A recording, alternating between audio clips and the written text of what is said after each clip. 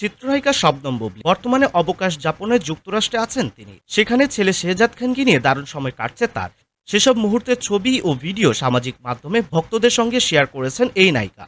সম্প্রতি নিজের ফেসবুকে একটি ভিডিও শেয়ার করেন বুবলী। সেখানে তাকে দেখা যায় নিউ ইয়র্কের টাইমস স্কোয়ারের সামনে দাঁড়িয়ে আছেন তিনি, উপভোগ করছেন আলো ঝলমলে সন্ধ্যা। মা ছেলের এই ভিডিওটি ধারণ করেছেন ঢাকাইয়া সিনেমার সুপারস্টার শাকিব খান। ক্যামেরার পেছন থেকে তার কণ্ঠ স্পষ্ট শোনা যাচ্ছিল। এর আগে চিত্রনায়িকা বুবলী শাকিব খান ও ছেলে শেহজাদ খানকে নিয়ে যুক্তরাষ্ট্রে কাটানো আরও কিছু মুহূর্ত ভক্তদের সঙ্গে ভাগ করে নিয়েছিলেন। বুবলীর সর্বশেষ প্রকাশিত কাজ হলো ময়না আইটেম গান। আসিফ ইকবালের কথায় গানটিতে কণ্ঠ দিয়েছিলেন আকাশ সেন, আর মিউজিক ভিডিওটির পরিচালনার দায়িত্বে ছিলেন তানিম রহমান অংশ। গানটিতে বুবলীর সঙ্গে স্ক্রিন শেয়ার করেছিলেন আশরাফ আহমেদ জীবন। এদিকে শবনম বুবলী অভিনীত ফিনিক্স সিনেমাটি মুক্তির অপেক্ষায় আছে, যেখানে তার বিপরীতে অভিনয় করেছেন আদর আজাদ। এটি রহস্য ও মনস্তাত্ত্বিক থ্রিলার ঘরানার একটি চলচ্চিত্র। বুবলীর আরও দুটি সিনেমা সর্দার বাড়ির খেলা এবং শাপলা শালক মুক্তির অপেক্ষায় রয়েছে।